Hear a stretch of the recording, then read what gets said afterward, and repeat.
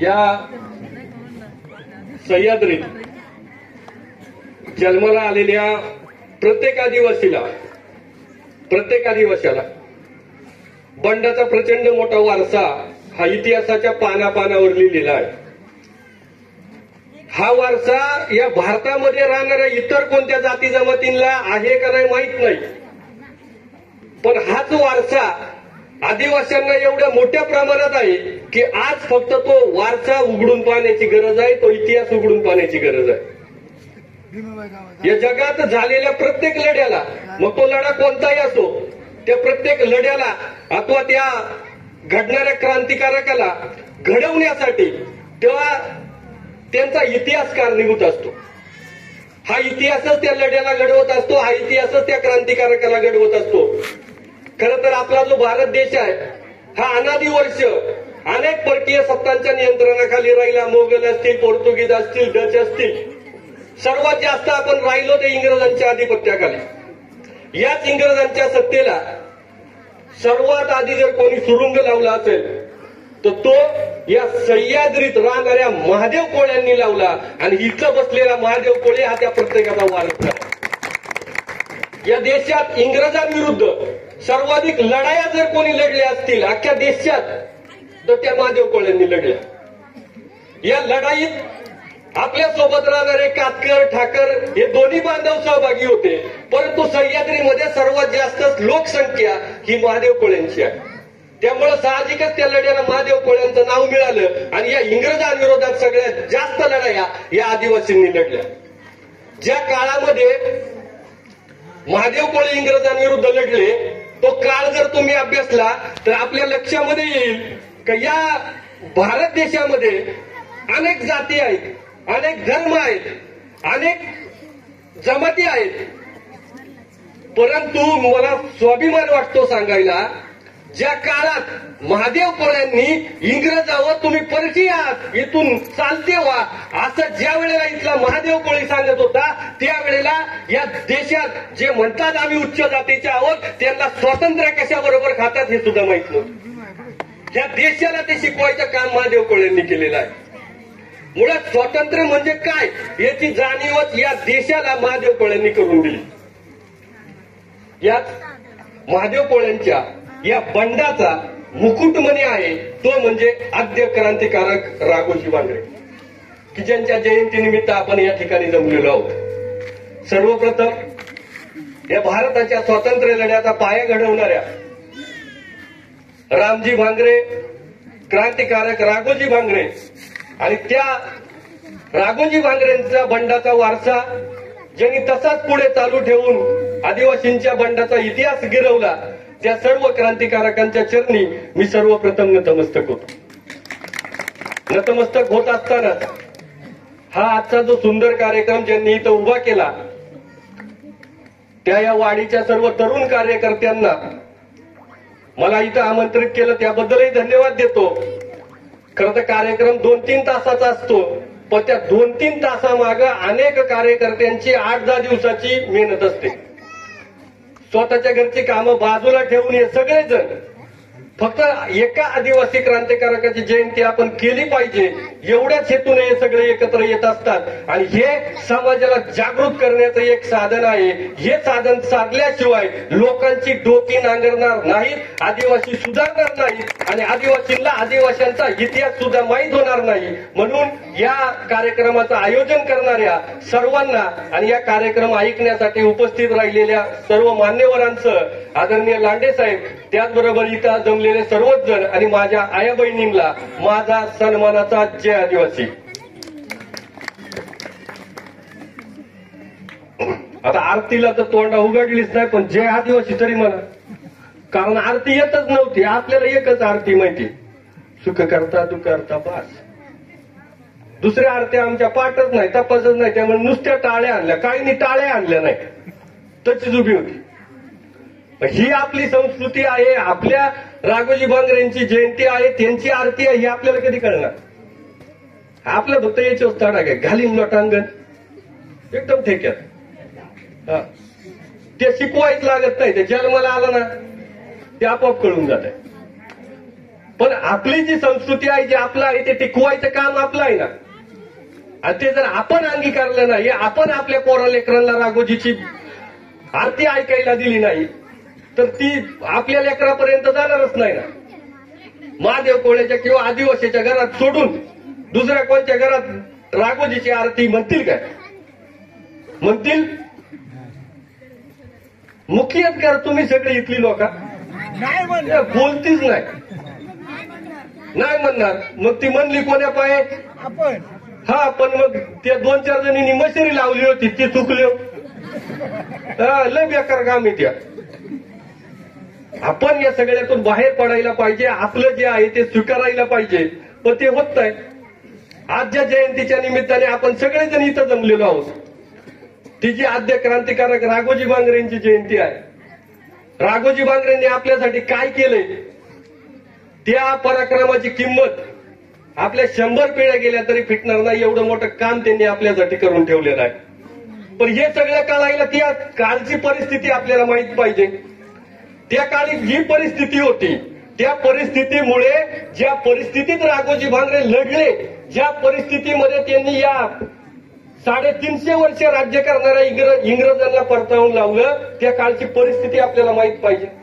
परंतु जोपर्यंत त्या काळच्या परिस्थितीची जाणीव आपल्याला होत नाही, तोपर्यंत आपल्याला राघोजी भांगरे किती थोर होते हे कधीच कळणार नाही. आपण छत्रपती शिवाजी महाराजांचा इतिहास वाचतो आणि त्यांच्या पराक्रमापेक्षा त्यांनी जी तलवार चालवली, त्या तलवारीपेक्षा त्यांनी ज्या परिस्थितीत स्वराज्य निर्माण केलं, म्हणून आपण शिवाजी महाराजांना छत्रपती म्हणतो. त्या काळी जी परिस्थिती होती, त्या परिस्थितीच्या छाताडावर नाचून हिमालय पर्वता एवढ्या शत्रूला नामोहरण करण्याचं काम छत्रपतींनी केलं, म्हणून आपल्याला छत्रपती वंदनीय आहे. पण त्याचप्रमाणे राघोजी भांगरेंनी ज्या काळात सावकारशाही विरुद्ध, इंग्रजांविरुद्ध बंड उभारला, त्या काळात असणारी परिस्थिती जर आपण समजून घेतली तर राघोजींचा बंड हा किती मोठा होता, किती श्रेष्ठ होता हे आपल्याला कळेल. खरं तर राघोजींनी किती लढाया लढल्या, कुठं लपले, कुठून बाहेर आले, कुठं पाणी पेले, कुठं घोड्यावर बसले, ह्या गोष्टी सांगून काही उपयोग नाही. त्या सगळ्याच्या ऐवजी त्या काळची सामाजिक, आर्थिक, राजकीय परिस्थिती कशी होती आणि त्या परिस्थितीमध्ये राघोजी कसे लढले हे आपल्याला कळायला पाहिजे. स्वातंत्र्य म्हणलं, या देशाचं स्वातंत्र्य म्हणलं तर आपल्या समोर सगळ्यात आधी नाव येतं महात्मा गांधींचं. आणि मग आपण म्हणतो का या देशाला स्वातंत्र्य कोणी मिळवून दिलं? महात्मा गांधींनी मिळवून दिलं. परंतु ज्या वेळेला महात्मा गांधी या देशासाठी लढले, तर त्यावेळेला त्यांच्या आजूबाजूला परिस्थिती काय होती, त्यांनी किती सत्याग्रह केला, किती आंदोलनं केली, किती उपोषणं केली, ह्या सगळ्यामुळं आपल्याला महात्मा गांधी श्रेष्ठ वाटतात. कारण आपल्याला माहित असते त्यांनी किती सत्याग्रह केले, किती आंदोलनं केले, किती पायी मोर्चे काढले, काय काय उपद्व्याप केले, म्हणून आपल्याला वाटतं महात्मा गांधी हे सर्वात श्रेष्ठ आहे. पण त्याचप्रमाणे राघोजी भांगरेंचं श्रेष्ठत्व जर आपल्याला माहीत करायचं असेल तर आपल्याला राघोजी भांगरेंना समजून घ्यावं लागेल, त्यांची परिस्थिती लक्षात घ्यावी लागेल का कोणत्या परिस्थितीत राघोजी भांगरे लढले. या देशात अनेक क्रांतिकारक होऊन गेले, फक्त राघोजी भांगरे एवढेच क्रांतिकारक नाहीत. पण मी आज तुम्हाला खात्रीनं सांगतो, राघोजी भांगरेंना जो कौटुंबिक बंडाचा वारसा लाभला, तेवढा कौटुंबिक बंडाचा वारसा अख्ख्या भारतात कोणत्या सुद्धा क्रांतिकारकाला लाभलेला नाही. म्हणजे बघा, तुम्ही जर इतिहास पाहिला ना, 8वीचं पुस्तक जरी उद्या पाहिलं तरी त्याच्यामध्ये तुम्हाला कळेल की या देशात जे थोर क्रांतिकारक होऊन गेले, त्या थोर क्रांतिकारकापैकी तो एकटाच माणूस देशासाठी लढला. आई वडील, भाऊ बहीण, चुलता चुलती, सासू सासरे सगळे घरी होते. फार फार तर एखादं उदाहरण सापडेल का त्या क्रांतिकारकाचा भाऊ पण क्रांतिकारक होता, पण याच्यावर उदाहरण तुम्हाला सापडणार नाही. ह्या जगात, ह्या भारतात एकमेव उदाहरण आहे की ज्याचा बाप, ज्याचा मुलगा, ज्याची बहीण, ज्याचा आजोबा, ज्याचे 2 चुलत आजोबा, ज्याचा मामा, हे सगळे जण या देशासाठी शहीद झाले, असं अख्ख्या भारतातलं एकमेव उदाहरण आहे राघोजी भांगरे. मला सांगा, असं एक उदाहरण सांगा का या भारतामधला हा क्रांतिकारक आहे आणि तो सगळ्या त्याच्या आई बापा सहित या देशासाठी लढला. राघोजी भांगरेंच्या लढ्यामध्ये राघोजी भांगरेंची आई, राघोजी भांगरेंचा बाप, राघोजी भांगरेंचा आजोबा, राघोजी भांगरेंचे 2 चुलत आजोबा याच्या सहित सगळी माणसं सहभागी होती. आणि या सगळ्या माणसांनी त्या जीव दिला, तो फक्त हा देश स्वतंत्र व्हावा म्हणून दिला. पण ह्या कुटुंबियांचा आपल्याला अभिमान वाटला पाहिजे. त्यामुळेच मी पहिलं वाक्य बोललो का राघोजी भांगरेंनी एवढा कौटुंबिक बंडाचा वारसा या भारतात एका सुद्धा व्यक्तीला नाही. राघोजी भांगरे यांचे जे काही वडील आहेत रामजी भांगरे, या रामजी भांगरे यांना या इंग्रज सरकारनं काळ्या पाण्याची शिक्षा सुनावली होती. त्यांच्यावरती देशद्रोहाचा गुन्हा दाखल करण्यात आला होता. इंग्रज भारतात आले 1599ला आणि आल्यापासून पहिल्यांदा जर कोणावरती राजद्रोहाचा गुन्हा दाखल केला असेल तर तो रामजी भांगरेंवरती केला. या देशातून काळ्या पाण्याच्या शिक्षेवर जाणारा पहिला क्रांतिकारक कोण असेल तर तो रामजी भांगरे आहे. पहिला देशद्रोहाचा गुन्हा रामजी भांगरे आहे. पहिली काळ्या पाण्याची शिक्षा रामजी भांगरे आहे. हा देश स्वतंत्र झाला, पण हा देश स्वतंत्र करण्यासाठी स्वातंत्र्य म्हणजे काय हे 1830 सालात जर या देशाला कोणी शिकवलं असेल तर ते शिकवणारा व्यक्ती रामजी भांगरे आहे. रामजी भांगरे म्हणजे राघोजी भांगरेंचे वडील. वडील रामजी भांगरे यांच्या अगोदर त्यांच्या आजोबांनी म्हणजे मयाजी रामजी भांगरेंच्या वडिलांनी मयाजी भांगरे यांनी सुद्धा पेशवे काळात बंडाचा झेंडा रोवला होता. ज्याप्रमाणे इंग्रज काळात पहिलं इंग्रजांविरुद्ध बंड करणारा व्यक्ती राघोजी भांगरे आहे, तसा पेशवे काळात पेशव्यांविरुद्ध पहिलं बंड करणारा व्यक्ती रामजी भांगरेंचा बाप मयाजी भांगरे. पेशव्यांविरोधात पहिला बंड मयाजी भांगरेंनी केला, पण हे मयाजी भांगरे मृत्यू पावले आणि त्याच्यानंतर त्यांचे 2 सख्खे भाऊ याच देशासाठी शहीद झाले.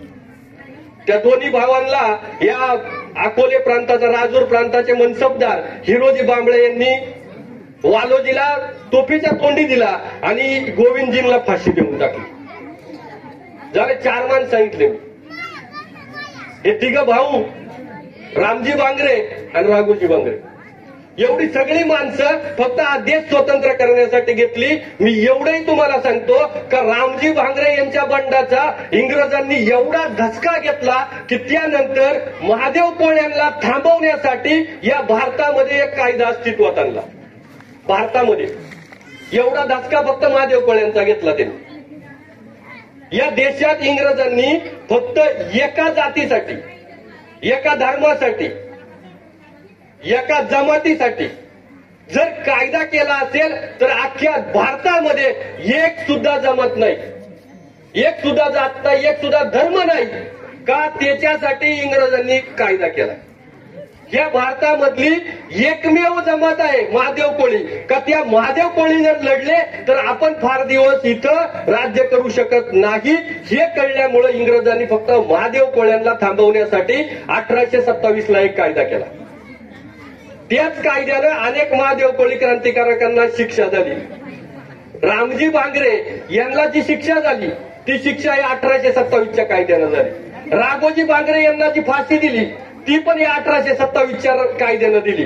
त्याचबरोबर पदाजी निर्मळ, भाऊ धनगर, बापू भांगरे, मावजी कुडेकर असे असंख्य क्रांतिकारकांना जी फाशी दिली ती फक्त 1827च्या कायद्यानं दिली. आणि हा 1827चा कायदा हा फक्त महादेव कोळ्यांना थांबवण्यासाठी अस्तित्वात होता.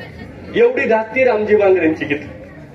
महादेव कोळी हे पहिल्यापासून स्वतंत्र वृत्तीचे आहेत आणि ते इंग्रजांना महाराष्ट्रात आल्यावरती कळलं. महाराष्ट्रात आल्यावरती इंग्रजांनी कधीही महादेव कोळ्यांबद्दल एवढी सुद्धा रिस्क घेतली नाही.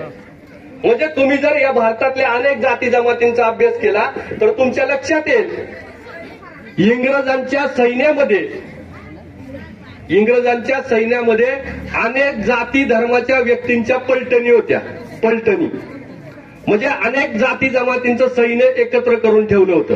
शीख रेजिमेंट होती, महार रेजिमेंट होती, गुरखा रेजिमेंट होती, नेपाळ रेजिमेंट होती, पंजाब रेजिमेंट होती. म्हणजे या सगळ्या लोकांना इंग्रजांनी स्वतःच्या सैन्यात सामावून घेतलं होतं. त्यांची स्वतःची एक टीम बनवली होती. पण इंग्रजांच्या अख्ख्या आयुष्यात इंग्रजांनी महादेव कोळ्यांची कधीच पलटण तयार केली नाही. कारण त्यांना माहित होतं ही डोक्यात फार येडी असणारी जमात आहे, तिच्या एकदा डोक्यात गेला का ते आपला सुद्धा काटा काढल्याशिवाय राहणार नाही. शेवटपर्यंत जाईपर्यंत इंग्रजांनी कधीच आदिवासींना म्हणजे महादेव कोळ्यांना आपल्या सैन्यामध्ये सामील करून घेतलं नाही. अगदी त्याचमुळं ज्या वेळेला इंग्रज महाराष्ट्रामध्ये आले, ते आल्यानंतर इंग्रजांनी सगळ्यात पहिलं जर काय काम केलं असेल तर ते इथले किल्ले ताब्यात घेतले. इथला तो चावंडचा किल्ला असेल, कोणताही किल्ला असेल, हा किल्ला ताब्यात घेतला का तर या किल्ल्याच्या किल्लेदारक्या महादेव कोळ्यांकडे होत्या. आणि त्यांना हे माहित होतं का जर हे किल्ले महादेव कोळ्यांच्या ताब्यात राहिले तर याच किल्ल्यांचा वापर करून ते आपल्याला इथून घालवल्याशिवाय राहणार नाही. इंग्रजांनी स्वतःच्या पैशांनी हे जे चावंडचा हा जो किल्ला दिसतोय, हे सगळे किल्ले यांनी स्वतःच्या पैशांनी पाडून टाकले. का तर त्याचा किल्लेदार महादेव कोळी होता. सह्याद्रीमध्ये जेवढे किल्ले तुम्हाला सापडतील त्या प्रत्येक किल्ल्याचा किल्लेदार महादेव कोळी आहे.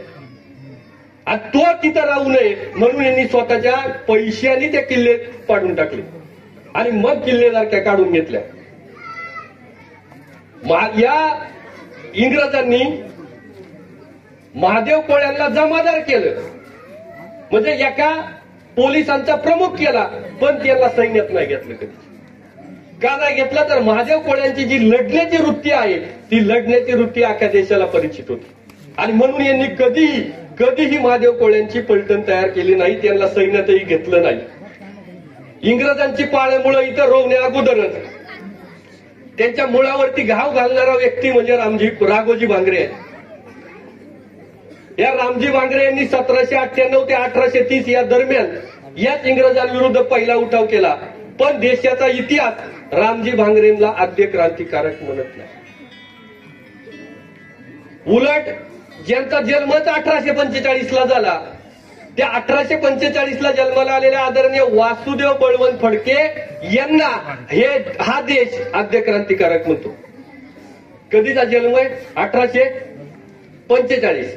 आणि रामजी भांगरेंचा बंड कधी? 1830.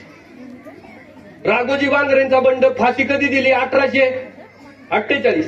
म्हणजे 1845च्या आधी अनेक आदिवासींनी हातात शस्त्र घेऊन या इंग्रजांना सळो पळ करून सोडलं. पण या देशाचा इतिहास त्यांना आद्य क्रांतिकारक म्हणत नाही, रामजी भांगरेंनाही म्हणत नाही, राघोजी भांगरेंनाही म्हणत नाही, रामा किरवालाही म्हणत नाही. तो आद्य क्रांतिकारक बोलतो 1845 ला जन्माला आलेल्या वासुदेव फडके. हा आदिवासींवरचा अन्याय आहे. पण याच गोष्टीचा बळी आदर राघोजी भांगरे ठरतात. या देशानं बिरसा मुंडा यांना राष्ट्रीय नायक बनवलं. बिरसा मुंडा यांना आपल्याला निश्चित अभिमान आहे. बिरसा मुंडा यांना राष्ट्रीय नायक बनवलं, पण त्याप्रमाणे राघोजी भांगरेंना मात्र आजपर्यंत राष्ट्रीय नायकापर्यंत आपल्याला नेता आलं नाही. ही आपली सगळ्यात मोठी चूक आहे. आपली जबाबदारी होती की आपण त्यांना तिथपर्यंत न्यायला पाहिजे होतं. तुम्ही जर भारत पाहिला तर उत्तरेत दक्षिणेत सगळीकडे आदिवासी आहेत. तिथं ज्यांनी इंग्रजांविरुद्ध बंड केलं त्यांना त्यांचा इतिहास लिहिलेला आहे. पण याच भारतामध्ये सर्वाधिक बंड महादेव कोळ्यांनी केलं, पण महादेव कोळ्यांचा इतिहास तुम्हाला कुठंच सापडणार नाही, लिहिलेलाच नाही. सर्वाधिक लढाया महादेव कोळ्यांनी केल्या. तुम्ही बघा, तुम्हाला मुंडा लोकांचा इतिहास सापडेल, प्रत्येक जाती जमातीच्या लोकांचा इतिहास सापडेल, पण तुम्हाला महादेव कोळ्यांनी कुठं किती कशा लढाया केल्या याची माहिती कुठंच लिहिलेली सापडणार नाही. तुम्ही गोंड जमातीचा इतिहास बघा, रामोशी समाजाचा, भिल्लांचा, मुंडांचा इतिहास बघा, सगळा इतिहास लिहिलेला आहे, सगळ्या लढाया लिहिलेल्या आहेत, त्यांच्या आपल्या आधीच्या लढाया लिहिलेल्या आहेत. परंतु महादेव कोळ्यांच्या लढाया मात्र कुठेही लिहिलेल्या तुम्हाला सापडणार नाही. आणि मग इतिहासानं जसं राघोजी भांगरेंकडे डोळेझाक केली तशीच डोळेझाक आपणही आज करतोय. आज राघोजी भांगरेंचा इतिहास माहीत असून आणि आपल्याला कळण्यासाठी अनेक साधनं असून सुद्धा आम्ही कधीही राघोजी भांगरेंनी काय केलं हे समजून घेतलं. त्यामुळे आज राघोजी भांगरेंवरती जो अन्याय होत असेल त्याला जबाबदार इथं बसलेला प्रत्येक व्यक्ती आहे.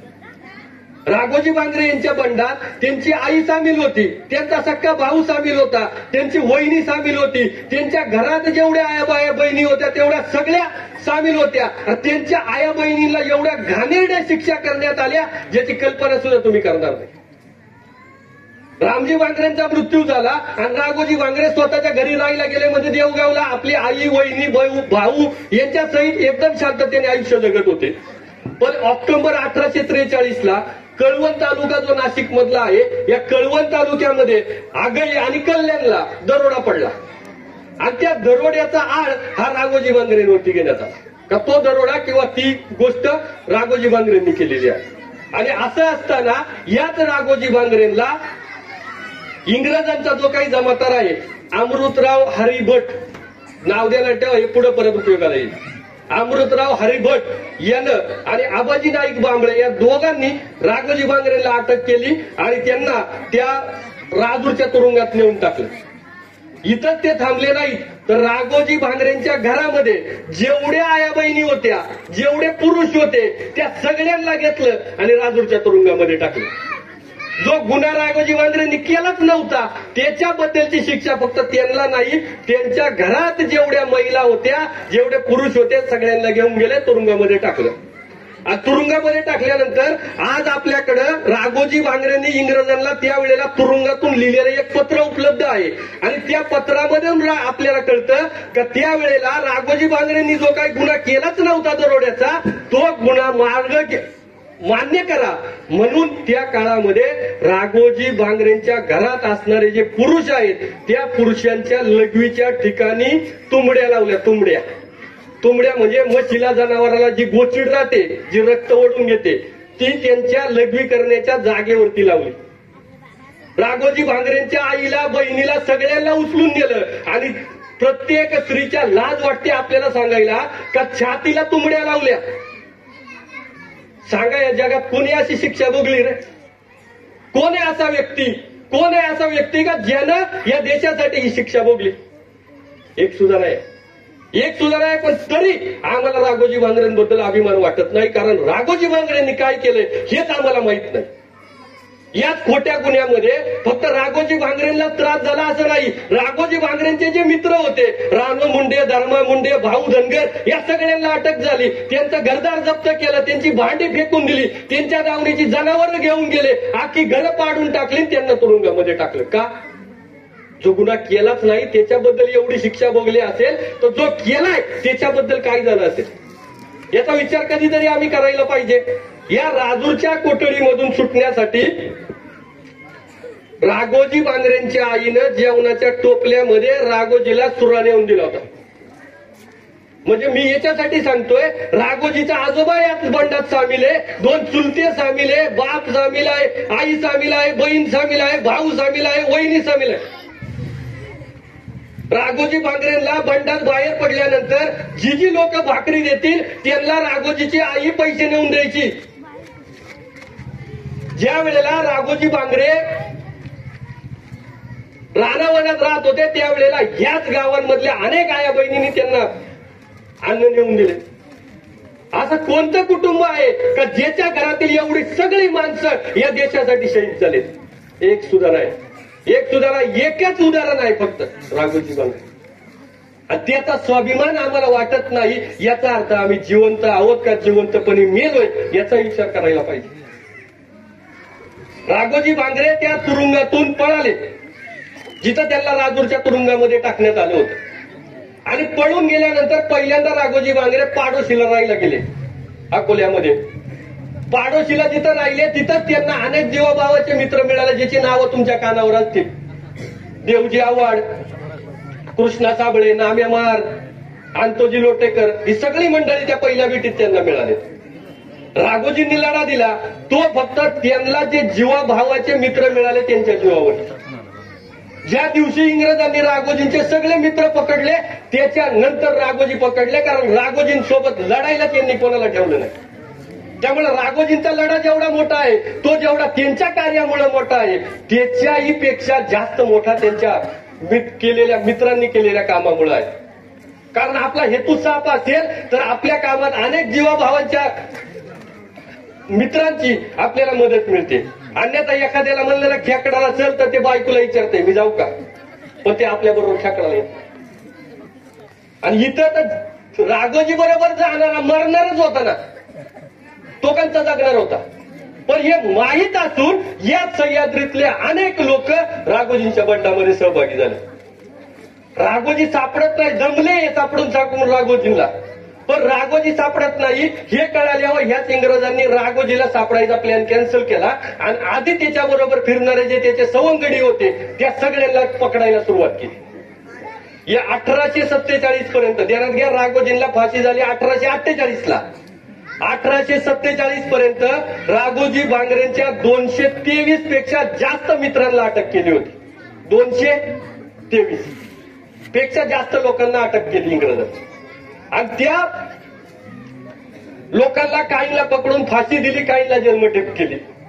पण राघोजींना जेव्हा मदत करणारा एकही व्यक्ती सापडला नाही, एकही व्यक्ती त्यांच्याबरोबर लढण्याला उरला नाही, त्यावेळेला राघोजींना पकडले. तोपर्यंत राघोजी बांगरे इंग्रजांच्या हातात सापडले नाही. देवजी आव्हाड, अंतोबा लोटेकर, रानू मुंडे, धर्मा मुंडे, भाऊ धनगर, मावजी कुडेकर, बापू बांगरे, खंडू साबळे, भाऊ खेंग, पदाजी निर्मळ, असंख्य लोक आहेत का या सगळ्या लोकांना इंग्रजांनी एकतर फाशी दिली नाही तर जन्मठेप टाकली आणि त्यानंतर राघोजी बांगरे हातास लागले. राघोजींचा बंडच मुळात 4 टोळ्यांमध्ये विभागला होता. या 4 टोळ्यांमध्ये फिरत असल्यामुळं नक्की राघोजी बांगरे कुठं आहे हे शेवटपर्यंत इंग्रजांना कळालं नाही. जी पहिली टोळी होती ती राघोजी बांगरेंची होती, जिच्यात 50-60 जण होते.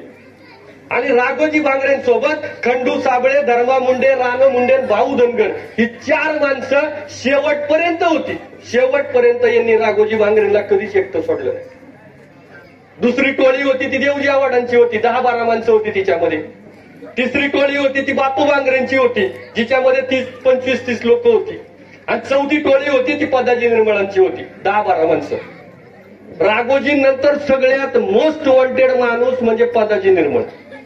ज्या वेळेला राघोजी बांगरेंवरती 4000चं बक्षीस होतं, त्यावेळेला पदाजी निर्मळांवरती 1000चं बक्षीस होतं. 1000 म्हणजे तवाचे 10,000 कोटी रुपये झाले.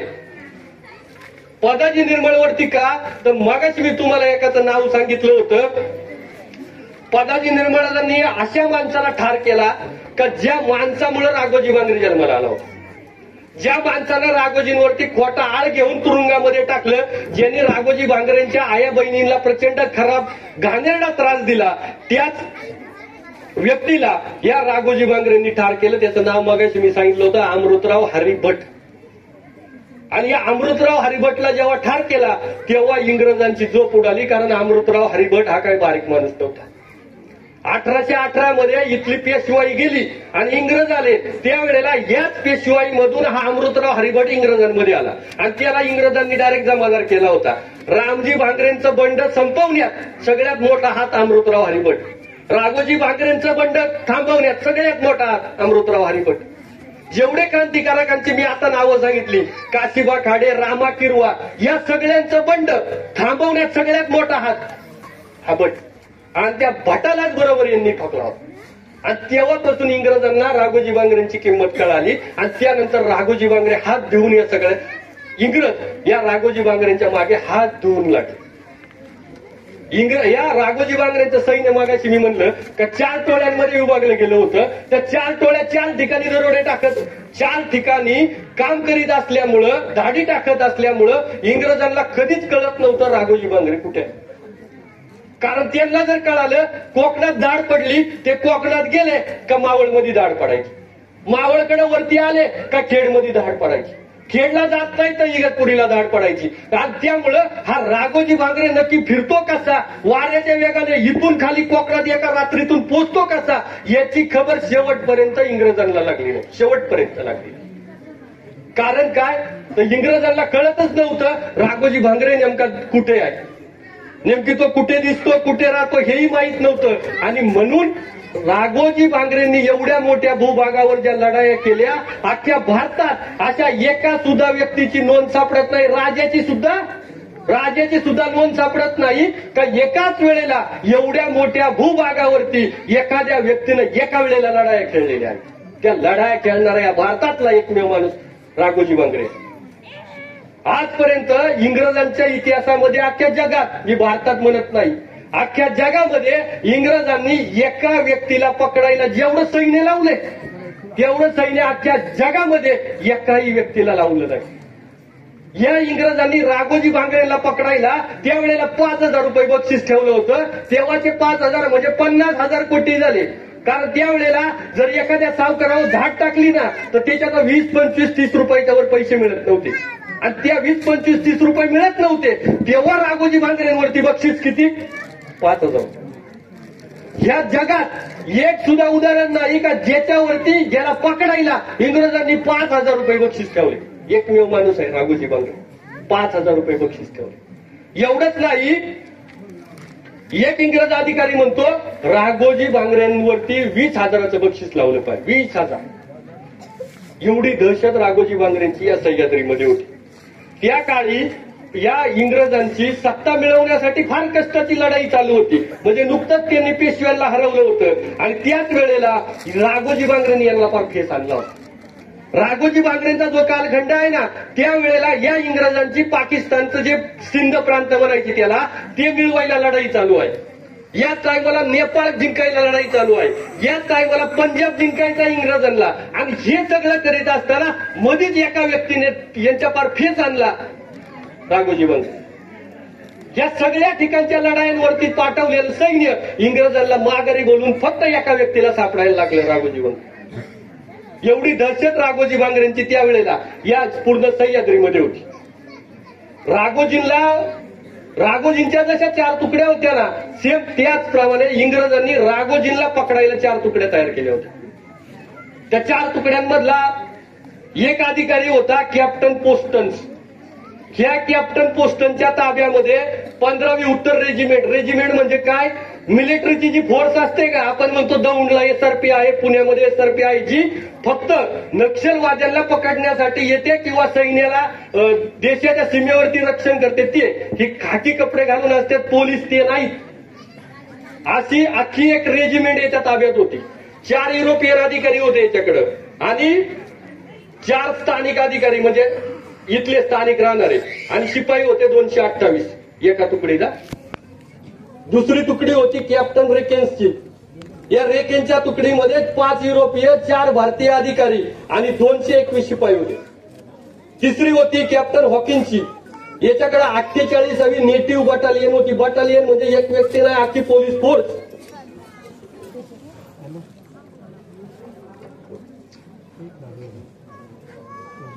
या कॅप्टन हॉकिन्सच्या याच्यामध्ये 18 युरोपीय अधिकारी होते, 5 स्थानिक अधिकारी, 328 शिपाई. कोणाला जर महत्व वाटत असेल ना कॅल्क्युलेटर बघा किती होत्या हे सगळे मिळून एक व्यक्ती पकडायला.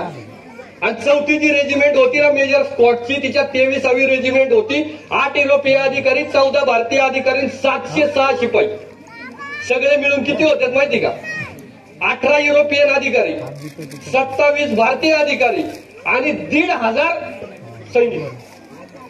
बरं, याच्या व्यतिरिक्त ज्या सह्याद्रीच्या बेल्टमध्ये जेवढे पोलीस ठाणे आहेत त्या सगळ्या पोलीस ठाण्यांच्या पोलिसांना एवढंच काम होतं राघोजी भांगरे. त्या काळी पोलीस पाटलाला शिपाई ठेवायची ऑथॉरिटी होती. शिपाई असायचे पोलीस पाटलाला. त्या शिपायांना सुद्धा एकच काम होतं, राघोजी भांगरे. त्या काळामध्ये पुणा फोर्स नावाची पुण्यामध्ये सगळ्यात मोठी सैनिकांची पोलिसांची टीम होती. पुणा फोर्स राघोजी भांगरेंच्या मागे, अहमदनगर फोर्स राघोजी भांगरेंच्या मागे, नाशिक फोर्स राघोजींच्या मागे, कोकणातली फोर्स राघोजींच्या मागे. एवढी सगळी लोक मिळून एकच व्यक्ती सापडत होते, राघोजी भांगरे. मग विचार करा, या सगळ्याला मिळून एकच काम दिलं होतं, ते म्हणजे राघोजी भांगरेला पकडायचं. राघोजी भांगरे जर साधा सुद्धा माणूस असता तर एवढी पोलीस फोर्स लावली असते एका व्यक्तीला सापडायला. त्यात ही सगळी पिलावळ जमा करून सुद्धा राघोजी भांगरे शेवटपर्यंत सापडला नाही. जेव्हा राघोजी भांगरे सापडले त्यावेळेला यांनी भिल्लांची 200 सैनिकांची टीम तयार केली होती. आणि काय झालं, ह्या भिल्ल लोकांना आपल्यासारखी रानावानात हिंडायची, पर्वत पहाड डोंगर दऱ्या हिंडायची एकदम चांगली प्रॅक्टिस. आणि ह्या गोष्टीमुळं राघोजी भांगरे सापडायला मदत झाली. अन्यथा ही एवढी मी सांगितलेली एवढी सगळी जमावत होती ना तरी राघोजी भांगरे सापडत नव्हते. परंतु आपलीच लोक, भिल्ल म्हणजे आदिवासी आहेत, बरोबर, म्हणजे आपल्याच हाताने बरोबर आपल्याला सापडली.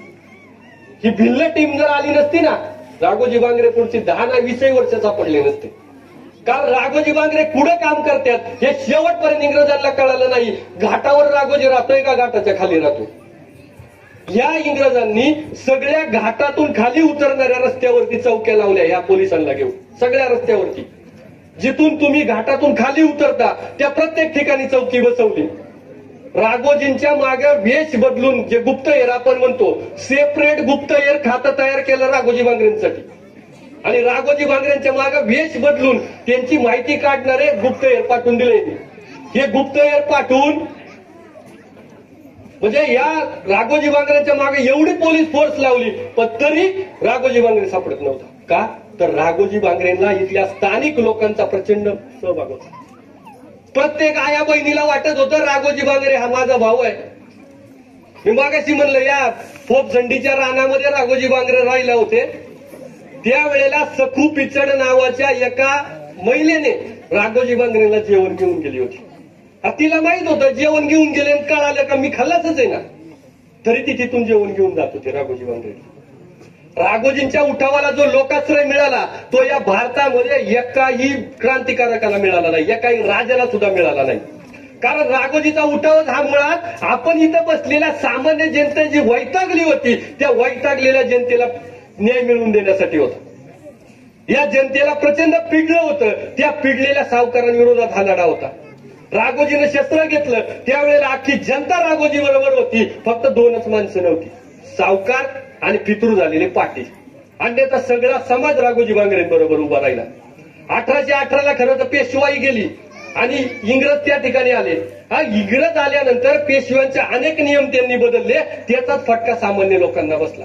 म्हणजे पूर्वी पेशव्यांच्या काळामध्ये आपल्याला जो शेतसारा भरला जायचा तो शेतसारा आपल्या जमिनीत तांदूळ झाला, तांदूळ नेऊन घ्या. आपल्या जमिनीत हळद पिकावली, वरई पिकावली, नाचणी पिकावली, ती घ्यायची आणि ती थोडीफार प्रमाणात त्या ठिकाणी कर म्हणून भरून टाकायची. इंग्रज आले, इंग्रजांनी नियम बदलला आणि काय सांगितलं, इथून पुढे रोख पैशाच्या स्वरूपामध्ये सारा भरायचा. पैसा कोणाकडे होता? आजही आमच्या घरात गेलो तर कणगीच्या कणगी बाटाच्या सापडतील, पण पैसा नाही सापडला. शेवटी स्थानिक लोकांनी तो भात घ्यायचा, मध घ्यायची, हिरडा घ्यायचा आणि तो कोणाला द्यायचा? सावकाराला. आणि सावकाराकडून पैसे घेऊन ते कुठं भरायचे? सरकारात. त्यामुळं हे सावकार माजले. हे सावकार माजल्यामुळं यांनी काय केलं, त्या कर्ज देण्याच्या बदल्यामध्ये आपल्या लोकांच्या सह्या घेतल्या कागदांवरती आणि त्या सह्या घेतल्यानंतर त्याचा सगळ्यात मोठा फटका आपल्याला बसला. त्यावेळेला कुलकर्णी नावाचा व्यक्ती आख्या गावचा शेतसारा ठरवायचा. सोम्याचा किती, माद्याचा किती, गोम्याचा किती, रंजीचा किती, संगीचा किती. आणि जेवढा जास्त शेतसारा तेवढा कुलकर्ण्याचा पगार जास्त. मग कुलकर्ण्यानं जरी त्याच्या जमिनीत 2 खंडी भात पिकत असेल त्याला 4 खंडी लावला आणि त्याचा फटका शेतसाऱ्यामध्ये भरला.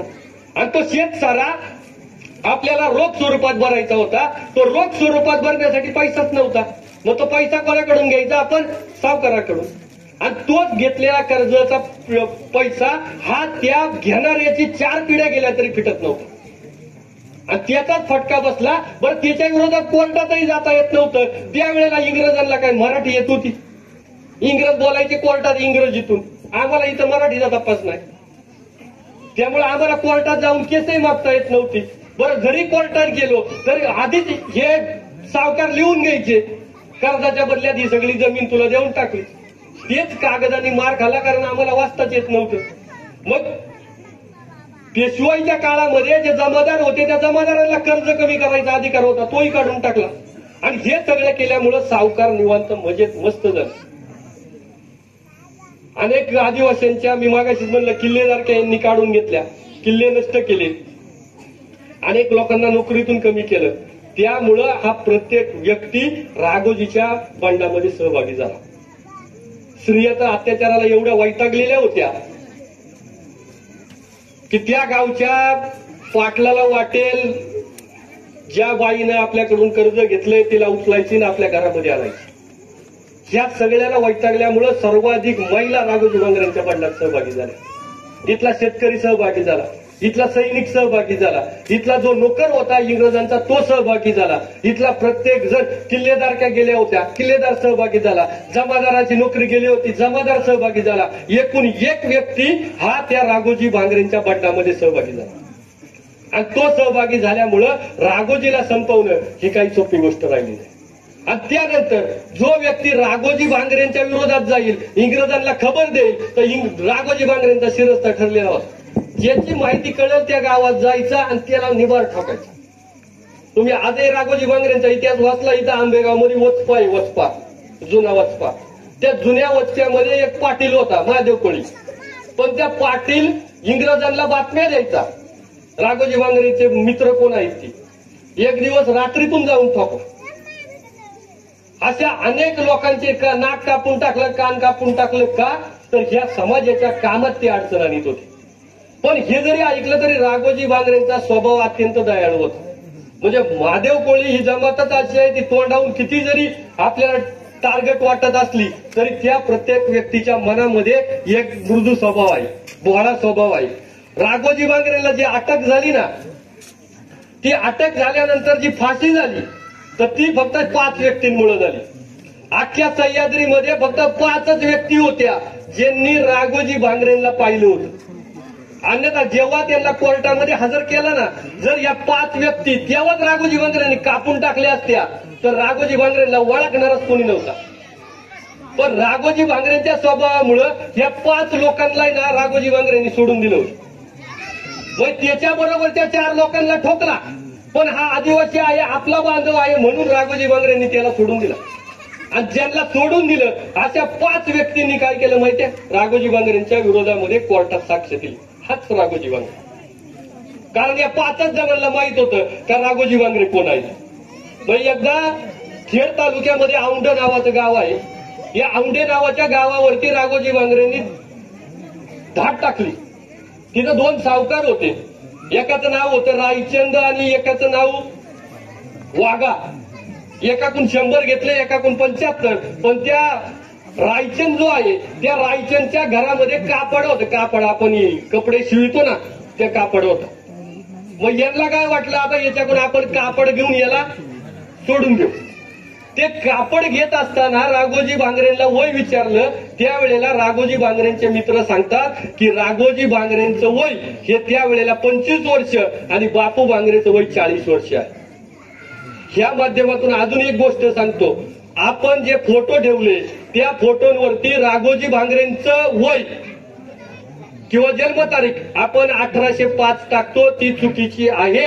याच्या आधी आपल्याकडे पुरावा नव्हता, पण आता अनेक पुराव्याच्या गोष्टी आहेत. राघोजी भांगरेंची जन्मतारीख ही 1820 मधली आहे आणि फक्त वयाच्या 29व्या वर्षी राघोजी भांगरेंना फाशी झालेली आहे. आता ह्या गड्याकडून यांनी कापड घेतलं, त्या रायचंदला दिला सोडून. हाच रायचंद नंतर कोर्टामध्ये साक्षीला उभा राहिला आणि त्यानं ओळखलं हाच व्यक्ती राघोजी भांगरे आहे. जर रायचंदला तेव्हा ठोकला असता तर पुरावाच नव्हता. असा दुसरा पुरावा त्यांना ज्यानं साक्ष दिली त्याचं नाव होतं बापू महाजी कडाळी. आता बापू महाजी कडाळी भीमाशंकरच्या रानावरती ध्यान ठेवायला पोलिसांचा शिपाई होता. राघोजी भांगरे खेडमध्ये आले, त्यांना कळालं का आता अख्खे पोलीस आपल्या मागे लागले. त्यामुळे ते कुठं लढले, जे भोरगिरी म्हणून गाव आहे त्या भोरगिरीच्या वर रानमाळा नावाचं एक जंगल आहे, त्या जंगलामध्ये लपून बसले. पण त्यावेळेला खेड आणि आंबेगाव एकत्र होता आणि त्यावेळेला आंबेगावचा जो काही पाटील होता त्या आंबेगावच्या पाटलाचं नाईक होता दादा बांबळे. त्या दादा बांबळेंनी इंग्रजांना सांगितलं का राघोजी भांगरे इथं नाही, राघोजी भांगरे कोकणात निघून गेला. इंग्रजांनी विश्वास ठेवला आणि हे निवांत थांबले. ह्याच निवांत थांबण्याच्या वेळेला हा जो काही मी आता तुम्हाला नाव टाकलं सांगितलं बापू महाजी कडाळी, हा बापू महाजी कडाळी त्या भीमाशंकर वरून तिकडं औंढ्याला चालला होता. आणि तो चालला असताना त्याच्याबरोबर 10 शिपाई होते, तो 11वा.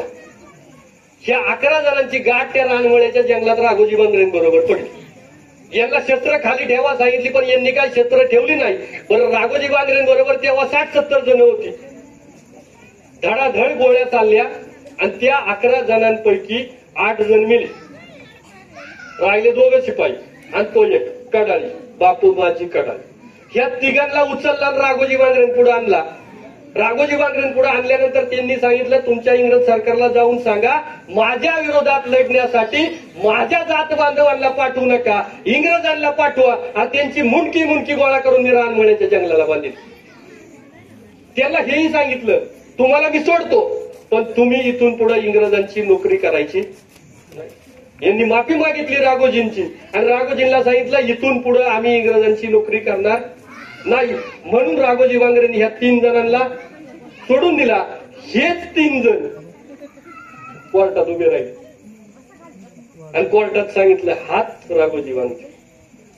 3 आणि ते 1 4 मागाशी सांगितलेला तो सावकार.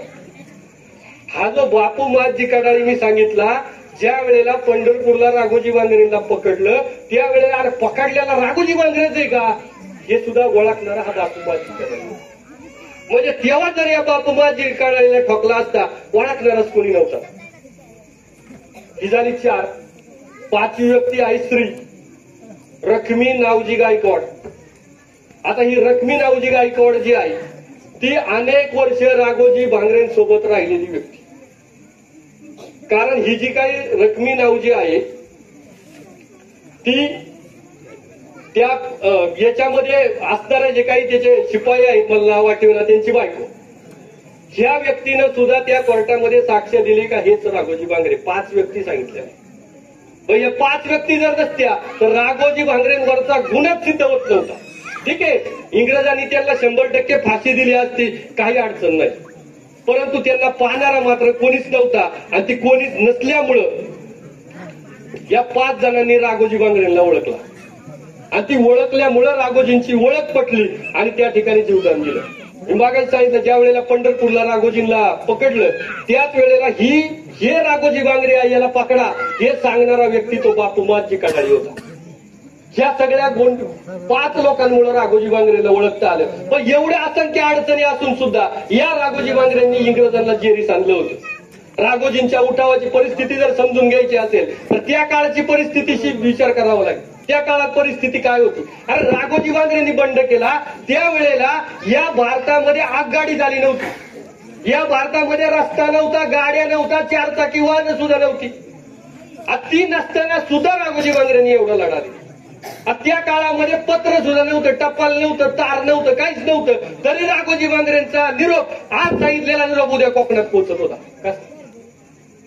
ज्या वेळेला तुम्ही या भारताचा स्वातंत्र्य लढा पाहता त्यावेळेला तुम्ही ज्यांना म्हणता की ज्यांनी देश स्वतंत्र केला त्यांना असंख्य साधनं होती.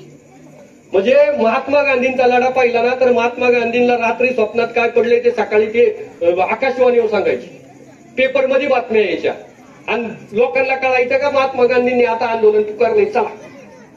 पण राघोजी बांगरेंच्या काळात या महाराष्ट्रात वृत्तपत्रच नव्हतं. कुठून कळेल? एक सुद्धा संस्था नव्हती. एवढंच सोडा, राघोजी बांगरेंच्या काळात या महाराष्ट्रामध्ये एक सुद्धा समाज सुधारक नव्हता. महात्मा फुले सोडून कोणीही जन्माला आलेलं नव्हतं. त्या काळामध्ये राघोजी बांगरेंचा लढा झाला.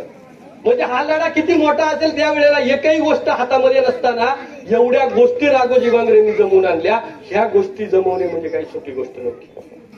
आज असंख्य साधनं असताना सुद्धा आम्हाला ह्या गोष्टी करता येत नाहीत त्या राघोजी बांगरेंच्या वाटे. त्यामुळे आपण सगळ्यांनी राघोजी बांगरेंचा अभिमान बाळगला पाहिजे, स्वाभिमान बाळगला पाहिजे. त्यासाठी राघोजी बांगरेंनी काय केलं हे एकदा समजून घेतलं पाहिजे. ते समजून घेऊन जेव्हा घराघरामधल्या व्यक्तीला राघोजीची आरती पाठ होईल, जेव्हा घराघरामध्ये हे 33 कोटी देव सोडून राघोजी बांगरेंचा फोटो लागेल, तेव्हाच आपल्याला म्हणता येईल की राघोजी बांगरे या सगळ्यांपर्यंत पोहोचले. अन्यथा आजही ज्यांच्यासाठी राघोजी बांगरे लढला त्यांच्यामध्ये सुद्धा राघोजी बांगरे आज अभागी आहे. आजही राघोजी बांगरे हा राष्ट्रीय हिरो आहे, पण त्याला आम्ही गावच्या हिरोमध्ये सुद्धा गणना करतो. यातून जोपर्यंत आम्ही बाहेर पडत नाही तोपर्यंत आमची संस्कृती, आमचे देशभक्त, आमचे क्रांतिकारक, आमचे बंडकरी हे जगाला माहीत होणार नाहीत.